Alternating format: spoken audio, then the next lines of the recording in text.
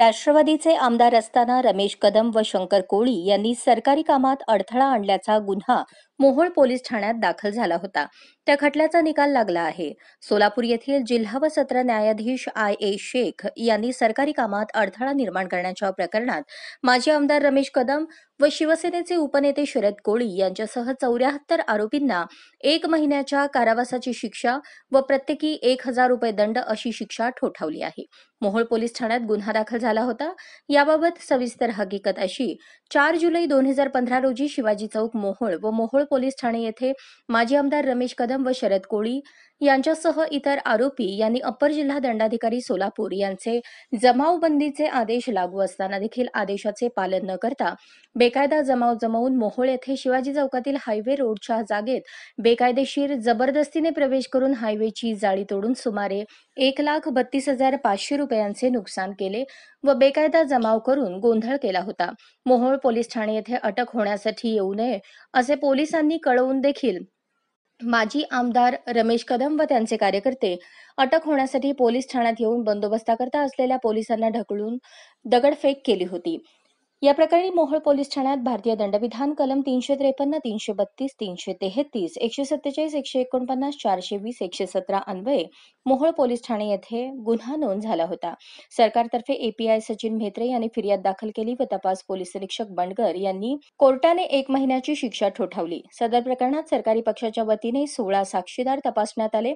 यामध्ये फिर्यादी, तपासिक अंमलदार, वैद्यकीय अधिकारी तसेच शरद कोळी यांचे अंगरक्षक, पोलीस कॉन्स्टेबल व व्हिडिओग्राफर यांचे साक्ष तसेच आंदोलनाच्या वेळी काढण्यात आलेले व्हिडिओ शूटिंग, फोटोग्राफी हे महत्त्वाचे ठरले. सदर प्रकरणाची विशेष बाब म्हणजे सदर प्रकरणात सरकार पक्षाचे 4 महत्त्वाचे साक्षीदार फितूर झाले होते, तरी देखील सरकार पक्षातर्फे प्रखर युक्तिवाद करण्यात आला. मेहरबान सर्वोच्च न्यायालयाचे न्यायनिवाडे सादर करण्यात आले. आरोपी हे आमदार व लोकप्रतिनिधी असून सुद्धा त्यांनी सदरचा अपराध केल्यामुळे समाजामध्ये चुकीचा संदेश जाऊन कायदा व सुव्यवस्थेचा प्रश्न निर्माण झालेला होता.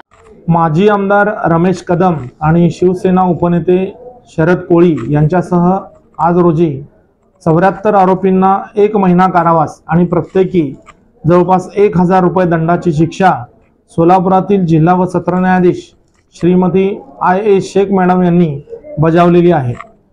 याबाबतचा खटला आमच्या कार्यालयातील सरकारी वकील कविता बागल मॅडम यांनी चालवलेला असून याची सविस्तर हकीकत अशी की दिनांक 4/7/2015 रोजी मोहोळ येथील शिवाजी चौक या ठिकाणी माजी आमदार रमेश कदम व शिवसेनेचे उपनेते शरद कोळी यांच्यासह सर्वांना माननीय अप्पर जिल्हा दंडाधिकारी साहेब यांचे जमावबंदीचे आदेश लागू असताना देखील त्यांनी त्या आदेशाचं पालन केलं नाही आणि बेकायदेशीररित्या जमाव जमवून मोहोळ येथील शिवाजी चौकातील हायवे रोडच्या जागेमध्ये बेकायदेशीररित्या जबरदस्तीने प्रवेश करून हायवेला लावलेली जाळी तोडून शासकीय मालमत्तेचं सुमारे 1,32,500 रुपयांचं नुकसान केलेलं होतं आणि बेकायदा जमाव जमवून त्या ठिकाणी गोंधळ करण्याचा त्यांनी प्रयत्न केलेला होता.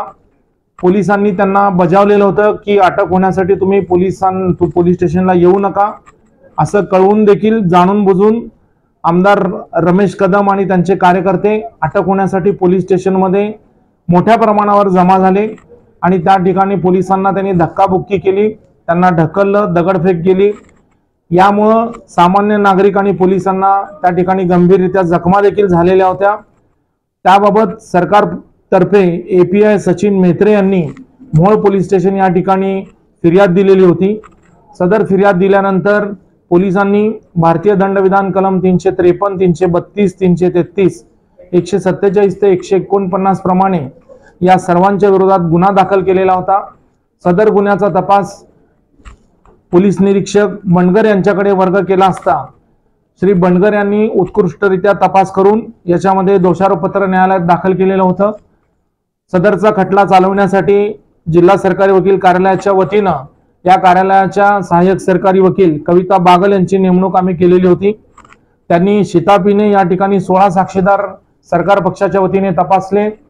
यामध्ये महत्त्वाची बाब म्हणजे 4 महत्त्वाचे सरकारी साक्षीदार हे फितूर झालेले होते. असं असताना सुद्धा कविता बागल यांनी उत्कृष्टरित्या त्या फुटीर साक्षीदारांचा उलट तपास घेतला आणि याच्यामध्ये फिर्यादी, तपासी अंमलदार, वैद्यकीय अधिकारी शरद कोळी यांचे अंगरक्षक पोलीस कॉन्स्टेबल, व्हिडिओग्राफर, फोटोग्राफर यांच्या सर्व साक्षी या ठिकाणी महत्त्वाच्या ठरल्या।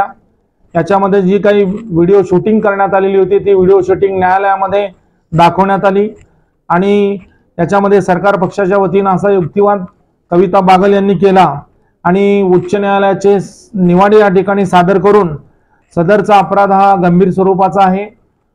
यातील आरोपी हे माजी आमदार असताना सुद्धा त्यांनी या ठिकाणी अशा प्रकारचा अपराध करून समाजामध्ये चुकीचा संदेश पसरवून या ठिकाणी कायदा व सुव्यवस्थेचा प्रश्न त्यांनी निर्माण केलेला आहे आणि बेकायदा या ठिकाणी जमाव जमवून कार्यकर्त्यांना त्यांनी गोळा करून शासकीय मालमत्तेचं सुमारे 1,32,500 रुपयाचं नुकसान केलेलं आहे आणि या सगळ्यांची जाणीव असताना देखील त्यांनी असा अपराध केल्यामुळे त्यांना जास्तीत जास्त शिक्षा देण्यात यावी असा युक्तिवाद केलेला होता। सरकार पक्षाचा युक्तिवाद ग्राह्य धरून या ठिकाणी या 74 आरोपींना जवळपास 1 महिना कारावास आणि प्रत्येकी 1,000 रुपये दंडाची शिक्षा माननीय न्यायालयाने ठोठावलेली आहे।